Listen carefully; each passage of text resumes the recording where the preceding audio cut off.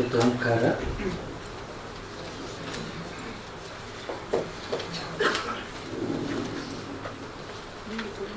Inhale.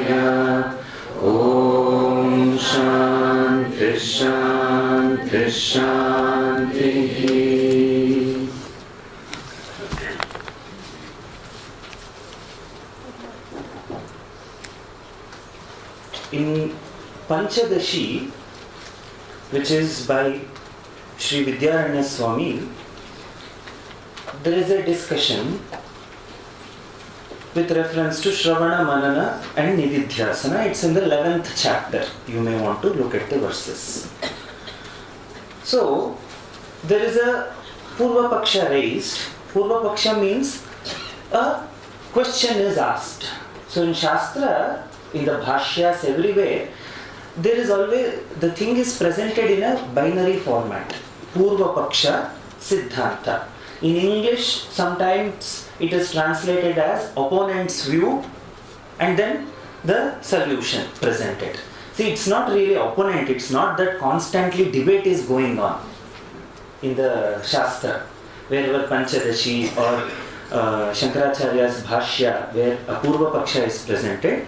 It simply means another view, another viewpoint which people held, because an inquiry is being done, and ultimately what we are trying to arrive at is the clarity of thinking, clarity of thought.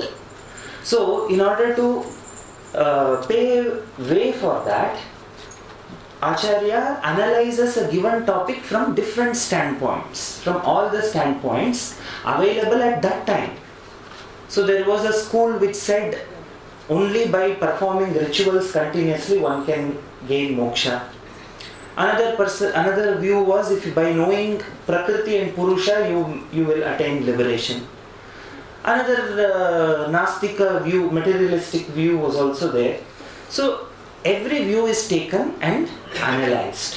That's all. It's not that Shankara is constantly fighting with everybody. One Telugu movie came recently about Adi Shankaracharya. They have presented the Shankaracharya as a fighter. There is no this expression at all in the entire movie I was observing. This is not at all there. He goes all the time fighting with people and he will this thing, it's not that. And if you look at some history of Shankaracharya as written in Sanskrit, these big books, it is always presented as though he goes on door to door to fight. It is not that at all. So, in any intellectual debates you see, you go to a conference or you see anywhere, there are different viewpoints which are discussed. It's not even a debate or anything. It's a discussion. So another view is presented where a person is telling to the teacher an imagined situation, see, I have understood what exactly what you have told in the class. Brahman is this, Brahman is not like this, I am this, Jiva itself is Brahma, Brahman is not different, this, that, all the words he has. So I have got it, I have understood it. So what is the need to do Nididhyasana? In the class, I have understood what exactly you have said. So why should I do Nididhyasana even? So then Vidyaranya Swami answers it through a story. He says, a king once announced a prize for whosoever is aware of 4 Vedas, whoever knows 4 Vedas, he will get a grand prize. So one person goes to the court and says, I know 4 Vedas, give me these 100 gold coins. How do you know 4 Vedas? Tell me. You yourself have told, no, 4 Vedas are there. I know those 4. From you yourself I came to know that there are 4 Vedas. Now give the cash prize to me. 100 Swarna coins. So that is not Vedanta. That is not, we should not be like those seekers. And again further discussion continues because there is another question raised where person who knows that there are 4 Vedas, he also has some understanding. He knows that there are 4 Vedas. But it is incomplete understanding, thus we cannot give you prize. Because you just know that there are only 4 Vedas. But then he argues, see, Brahman is Akasha-like. It is the whole without any parts. So how can there be some complete understanding, incomplete understanding in this? You have to give me. So you may pay. You think on those lines, and then see for yourself where we arrive. Because it is not just word-based discussion like that. And I have been quoting again and again from Viveka Chudamani, where Adi Shankaracharya says, by telling medicine, my disease is not going to get cured. Or even by having all the words exactly, this is paracetamol. This will reduce the body temperature. Homeostasis of body temperature is restored by taking this pill inside.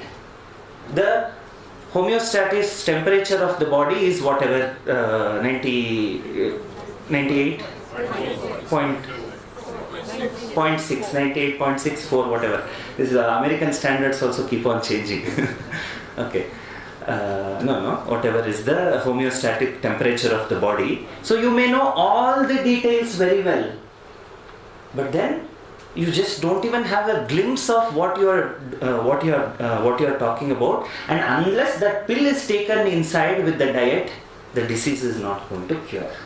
So in this context, even while Swami TV was explaining the morning class, one particular convocation address of Pujya Gurudev, Swami Chinmayanand Ji, which I used to always carry around as an inspiration. I remembered it and I retrieved from my source.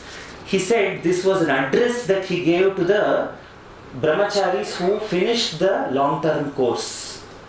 He says, during past 2 years, you have just studied, that's all. In 2 years, you have just studied, that's all. You gazed through the textbooks. You gazed through all the textbooks. You can repeat certain portions because you have memorized it, that's all. That is merely chanting. Ability to chant is not going to help you nor anybody. Do your daily nididhyasana. There is no other go than this. If you miss your nididhyasanam one day, even for a one day, your words that you will sit in the class and talk will have no value on that day, if the teacher has not practiced what he is preaching. I am telling you this from the authority of Shastra and 28 years of my life experience, that only people who do nididhyasanam alone make it.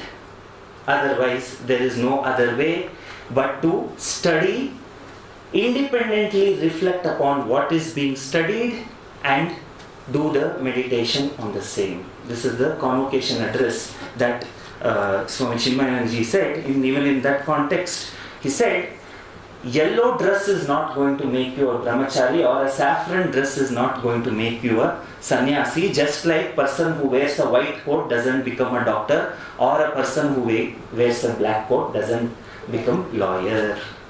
So that is the relevance of nididhyasana. from the Panchadashi, and also our Parama Guru, Sri Swami Pujya Chinmayananda Ji.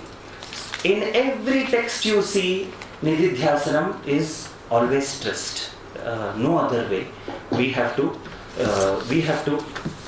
discover that love for Nididhyasanam, because like I was telling yesterday, more often students of Vedanta are just obsessed with words and Shravanam all the time. All the time. Which just gives you a sense that you know it all. You know it all. So, I would start this session because there was some question to suggest a practical Nididhyasanam method, or one of the easy Nididhyasanam method that one can apply to one's day-to-day life. The question was, guided meditations we have, the advanced guided meditations we have taken, please give us some independent method of Nididhyasanam that we can have it as our part of daily sadhana. This is very much stress that Swami TV gives all the time.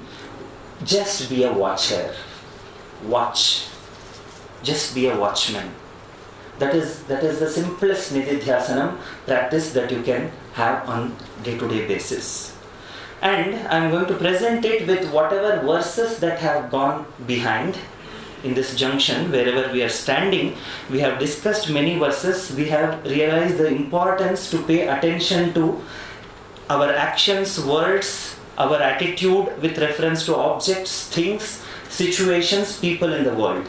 So keeping all this in mind, we must learn to be watchers. Just watch. W-A-T-C-H. You all know this, you might have heard this proverb. Watch your thoughts, they become your words. Watch your words, they become your actions. Watch your actions, they become your habit. Watch your habits, they become your character. And watch your character, it's you. It all starts with this. This is the essence of all these shlokas that we have discussed till now. So, W in the W-A-T-C-H. Watch your words. A. Watch your actions. T. Watch your thoughts. C. Watch your companions. H. Watch your habits. Very essential. Pujya Swamiji used to share his own life experience with reference to watching one's own company. It's very important. That's why Shankaracharya in Bhaja Govindam says, Satsangatve nissangatvam, nissangatve nirmohatvam, nirmohatve nischalatatvam, nischalatatve jivan mukti. It all starts with the company that we hold. I think this is another famous quotation. Watch your friend, show me your friends, I'll tell you who you are. So it's sort of that the spirit of it, take the spirit of it. So he again and again stressed, Pujya Swamiji, the need to be in satsanga, need to be in the study groups, need to be in the classes, need to expose yourself to the company of the wise people. He said, this satsanga alone changed my life. He said, in Chennai, when he was working, every evening it was his habit to go out with his friends to a particular club, and every Thursdays or Sundays they used to, one person host the party and they used to eat nice masala dosa. And then once his nephew who was living with him was missing. He didn't come home at the time where he was supposed to come. And then he went in search of this fellow because he thought he might have got into some wrong habits. So he followed his nephew, but his nephew went to attend Swami Chinmayanandaji's yajna, which was happening in Chennai. So for the first time, he heard Pujya Swami Chinmayanandaji's talk there. And he said, he shares his experience that he was brought up in a very traditional orthodox family where all these rituals, everything was in plenty, but never in his lifetime he had heard even the word Upanishad. That was the first time from Swami Chinmayanandaji he heard the word, even the word Upanishad. And then, having got inspiration from his teacher, he said, I drastically changed my lifestyle. Now, the person who was going to the club every evening started going to the Satsang, which was newly formed in Chennai. He said it was the only source which Satsang was an occasion where he transformed. All his friends used to ridicule him and call him names and try to pull him. He said, no, I have discovered what I want and this is the company I would like to be with. Gone were the days of dosa and then the club. That you just expose yourself to Satsanga. In the company of wise people, in the company of teachers and in the company of teaching. So, Satsanga, when you are in Satsanga, automatically whatever other unnecessary things you are attached to, that just goes away. You just, let us observe ourselves. From 10 days, 20 days we are in Rishikesh. How many times were we attached to all the other things that otherwise we are holding on to when we go out of this ashram? It's as though all of them don't exist. And we are still able to breathe and talk and everybody is also fine way back wherever they are. So it makes you Nissanga, without attachments. It makes you a person who is just not obsessed with things and people and situations of the world. Satsangatve Nissangatvam. When you have Nissanga, your delusion gradually decreases. Because of Sangha alone you have delusion again and again.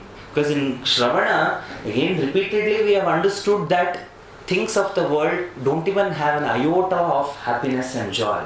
You are the source of joy, but we again and again we go to things only because of our habit, because of our Sangha. And when you don't have that Sangha, that moha also gradually just gives up its grip on you. Nirmohatve nischala tattvam. When there is no moha, the tattva just shines in your mind beautifully. Nischala tattve jivan mukti. When there is nischala tattva, when the mind is nischala, when it is not going towards this and that, when it is merged in its own source all the time, irrespective of people, situations and things, then a person has made it. It's the simplest journey. It is from here to here. It's not, Puja Swami used to say, it isn't, ye jaane ka baat nahi hai, ye janne ka baat hai. That's all. Be a watcher. Watch all this. Constantly, and this Nididhyasana, we are not just watchers for 5 minutes or 10 minutes or 25 minutes on our seat of meditation. This watching must continue in and through all our transactions. That is when we discover a newfound space between our persona and the real I. Otherwise, it is just merged all the time. Like noodles. You don't know if you pull one string, which all that it is attached to what all, you never know. One emotion comes out. If you don't have internal space inside, you will have no clue from where the source is. Source of this particular outburst. Source of this particular anger burst. You will never know if you have not created that internal space. And only by watching you can create the space. Just keep watching. As even thoughts arise, just be a watcher. Watch it. It's a beautiful thing to do. It's a game sort of a thing you can play, Something comes and you shoot it. There is a particular game. No, you don't have to shoot the thoughts in this game of Nididhyasana. Just watch. That is Hatha Yoga method. As even the thought comes, you shoot it. Like that game. This is not that. It's the simplest and most profound practice. Just watch your thoughts. Emotions pop up, just watch. There is some sensation in the body, just watch. There is manifestation of anger in a particular situation. If you are a watcher and you will not allow that anger to manifest and turn it into an action. See, people ask all the time how to manage anger. Let us all clap once now. Let us all get angry now. Anger is not your will based. Okay? It just manifests. And what is in your hands is not the manifestation of the anger. It may just come any moment for anybody. What is in your hands is the expression of the anger. When the anger is there, I can choose to throw it, or I can create this distance between me and the anger and not do anything about its expression. I can just stall it there. That is the most beautiful and simplest way to manage anger. Nothing else. Because its manifestation is not in our will. So just being a watcher, there is so much implication in our day-to-day life as well. So that is the practice of nididhyasana that one can do. I remember Swami TV also quotes from this and prescribes this practice from Hermann Hesse's Siddhartha. He wants to learn. He sees from the boatman who is just composed all the time. He's just as though anvil-like, the kutastha, as described in this very chapter, where anvil stays as it is in spite of whatever he's hit or whatever comes on it. So he asks, what is the secret? How do you learn? How do I learn? So he says, have you ever learnt the secret from the river? This is the nididhyasanam which we can practice. We are all in Ganga. I remembered it today. Otherwise, if we had discussed this in first class, we all could have done it from day one. Have we ever learnt anything from the river? In river, there is no such thing as time. We want to understand what is this timelessness. What is this timelessness? In the flow of the river, there is no such thing as time. That the river is everywhere at the same time. The Atma, all-pervasive Atma, how to understand? Take the cue from the river. The river is everywhere at the same time. It is at its source, at Gangotri at the same time. It is at Rishikesh at the same time. And it is also merging into Bay of Bengal at the same time. It is at all the places at given time, which is the present moment, which is timeless. The river is everywhere at the same time, at the source, at the mouth, at the waterfall, at the ferry, at the current, in the ocean and in the mountains. Everywhere that the present only exists for it. There is no shadow of past nor the shadow of future for the river. It is at once, everywhere. So, where is time for the river? So the Gangotri is past and Rishikesh is present and the Bay of Bengal is future? No. It is all the time at once. This is the nididhyasanam, open eye nididhyasanam, which we can do sitting by the holy Ganga.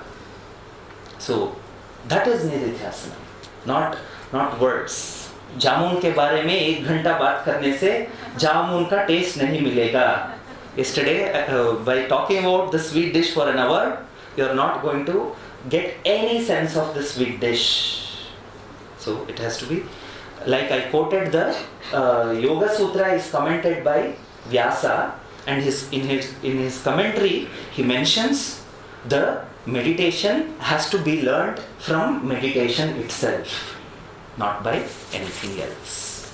And now the Shri Krishna moves forward to give one more definition of meditation, which is a very different definition as we expect. See, Dhyana Yoga from the day one, you might have been expecting that it will talk about this and that and this. He was only talking about external sannyasa, internal sannyasa, what to give up, how well one should have the stability, karma yoga, everything in Dhyana Yoga. And now he gives again another way of looking at nididhyasanam. Tam vidya dukkha samyoga viyogam yoga sangitam sanishchayena vyoktavyaha yogo nirvinna chetasa. Now very unusual, not unusual, it seems unusual if we are used to usual definitions of meditation. That meditation, we have all these romantic ideas about meditation, that meditation means sitting in a very calm place and then having some nice things and this and that and carpets and meditating and there will be some noise coming from behind. No, that is not Nididhyasana. He is entirely changing the tables here. He says, Vidya, may you know. What should I know? Tam, that which has been spoken in all earlier verses. In 22 verses which were spoken before this verse, may you know. What? Yoga Sangitam. May you know that which is called as yoga, that which is called by the word yoga. Sanya means a name. That which is named as Dhyana Yoga. What is that Dhyana Yoga? Dukkha Sanyoga Viyogam. He says, what is yoga? Yoga is the separation of the association with the suffering. That is the literal translation if we have to make, but I'll give you the spirit of it. Yoga means dissociating the mind from the mind associating with the sorrow or the causes of sorrow. See, this is Nididhyasana.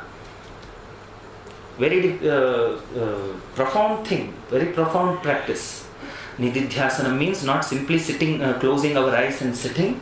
Nididhyasana means a mind which constantly goes out to attach itself with the source of suffering. You start dissociating the mind with its association with the suffering or the object of suffering.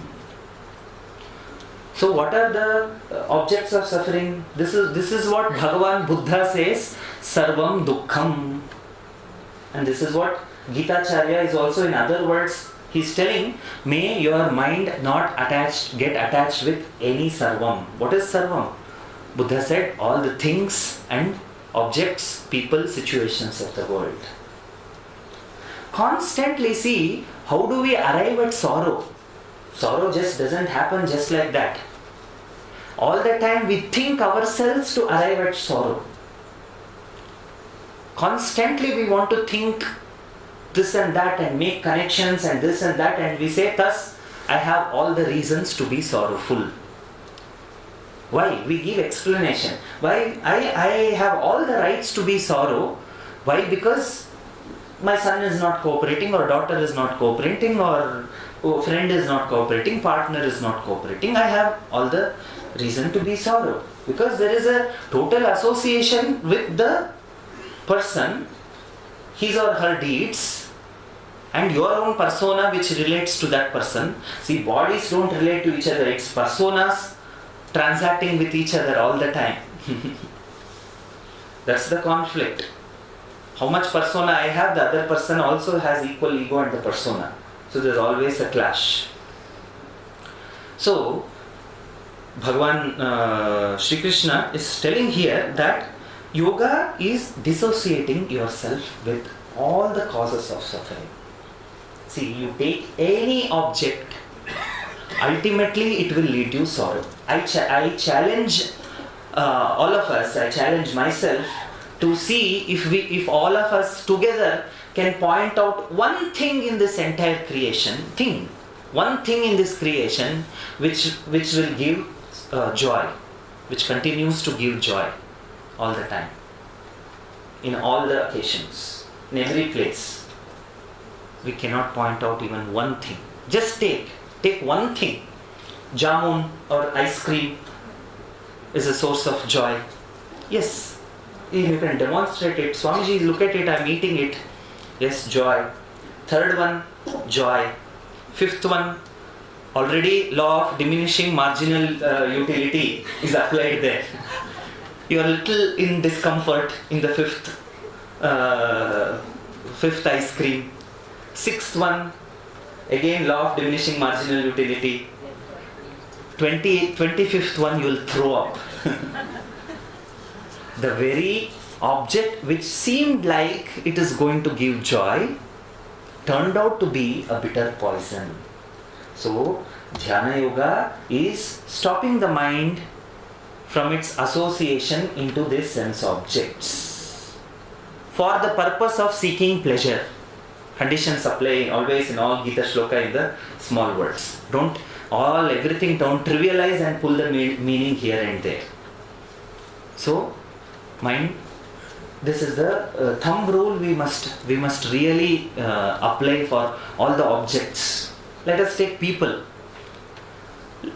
My husband or wife or son or daughter or a friend is the object of happiness. All the time from my childhood, that person has given me happiness. Both of you, whoever you tell that as source of joy, both of you go check in into a resort or even in your room or in your homes, lock up, stay there for a few days, let us see. Stay there 24/7. Because ultimately that person is the source of joy, right? Let us experiment it. Let us be with that person.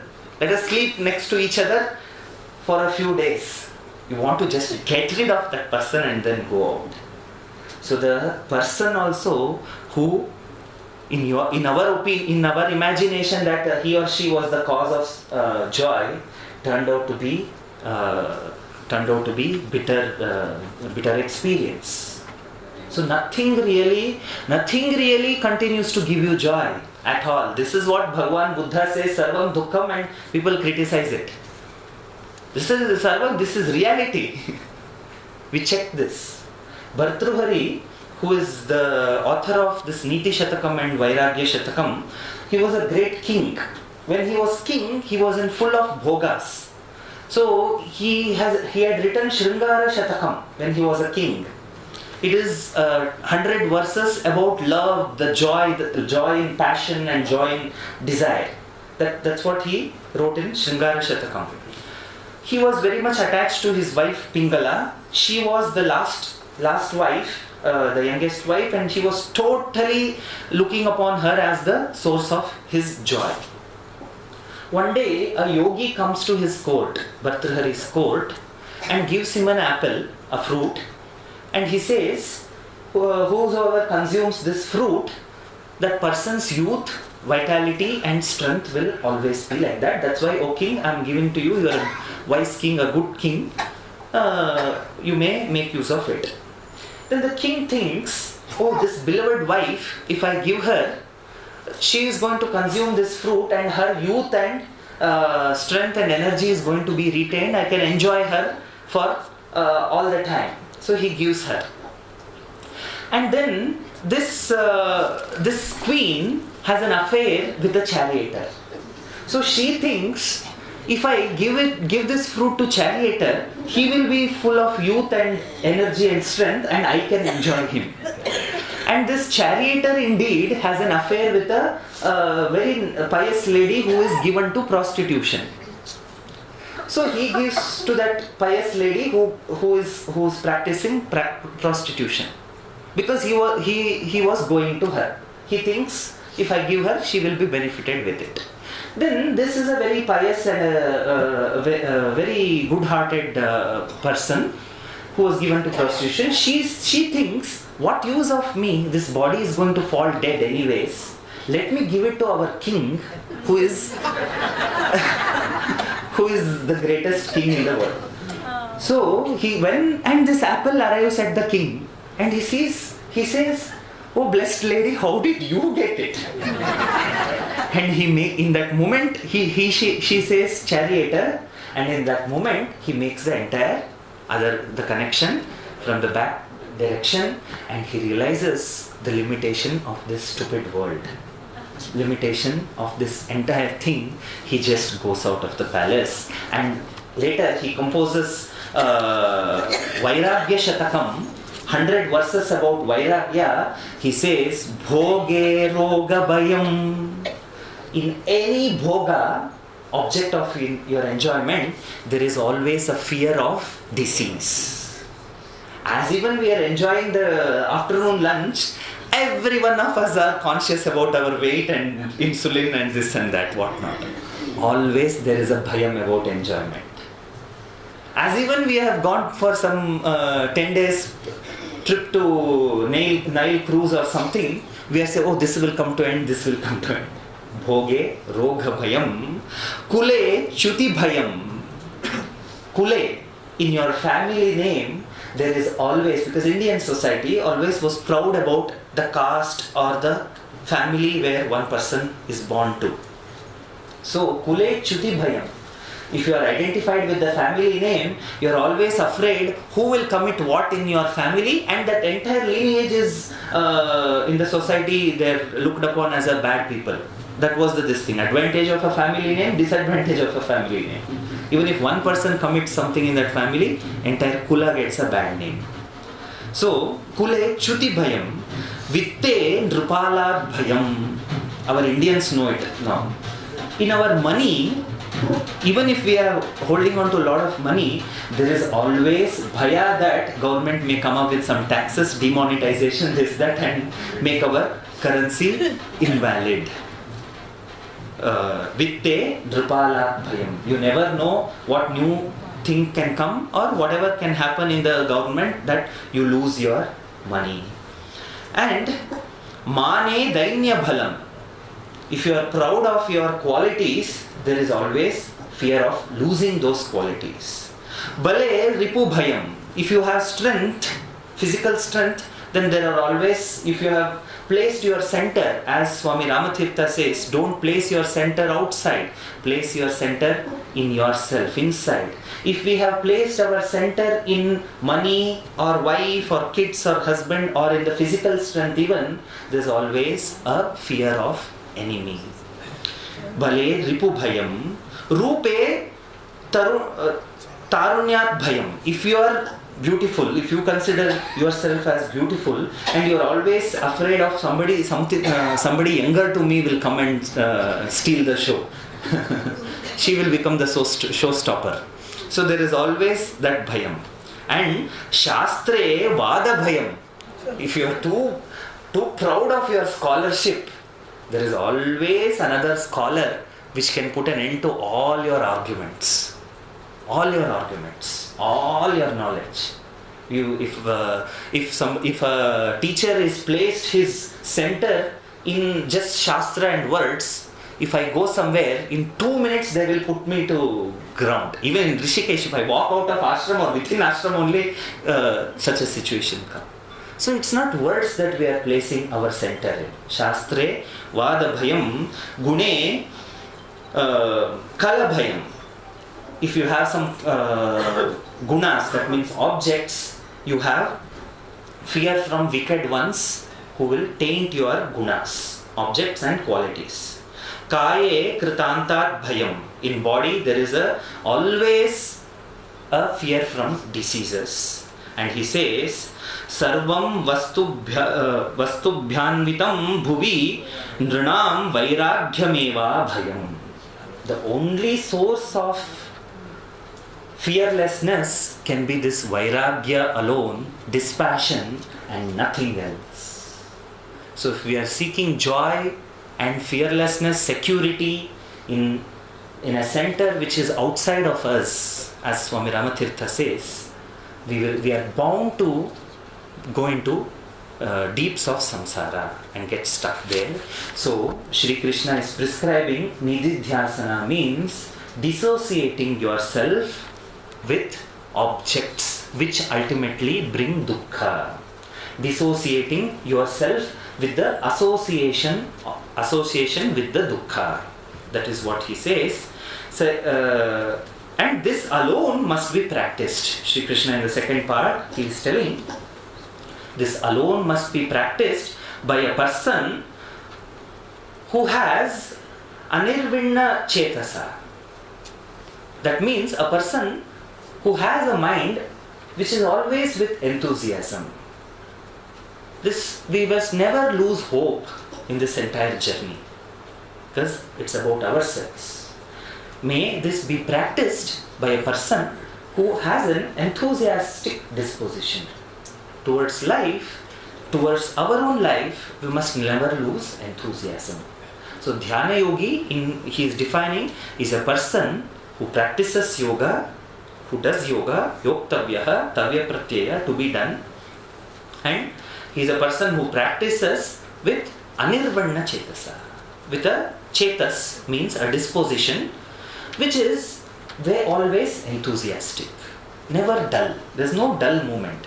We must pull the mind out of that kind of sheer dullness which it goes to. Whenever there is tamas in the mind, replace it with some activity. Not activity where some adrenaline push is there, not such kind of a thing. If there is a tamas in your inquiry, take a walk, do some pranayama, some bhastrika, activate the system, and again go into the inquiry. And even in the day-to-day life, if there is that dullness, take a walk, do some bhastrika. In Bangalore, because it's a IT city, many yoga schools are teaching yoga on the desk, whatever yoga that you can do on the desk or in the plane, because these executives travel long distances. So those practices we must apply for day-to-day life also. So that is yoga, a very drastic definition of yoga, that one must start dissociating mind, because that is the automation that mind has. If you just leave it, it will hanker into the memories, painful memories of the past, or it goes to the anxieties about the future. Can never stay with it. That is what Shri Krishna is telling here. We'll move further. And another way of looking at Dhyana Yoga, Shri Krishna gives. संकल्प प्रभवान कामान, संकल्प प्रभवान कामान,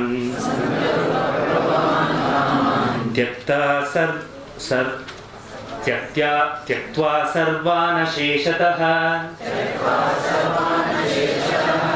मनस्सैवेन्द्रियग्रामम्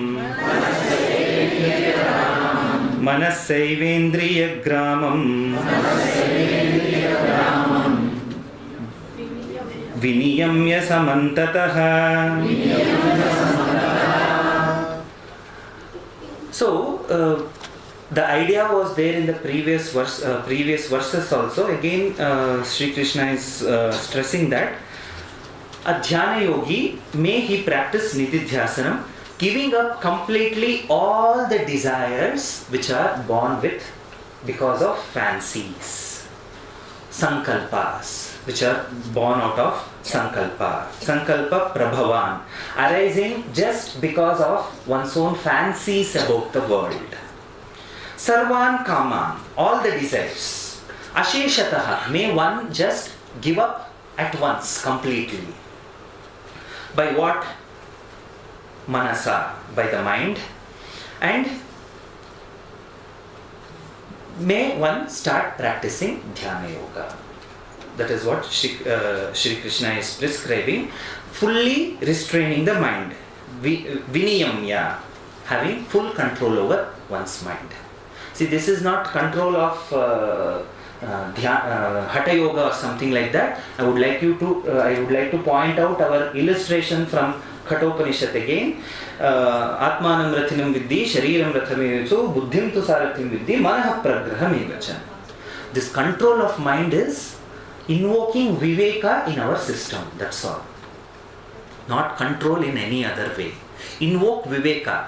Viveka is the seat of buddhi. Buddhi is the seat of viveka. So the reins must be held in the buddhi.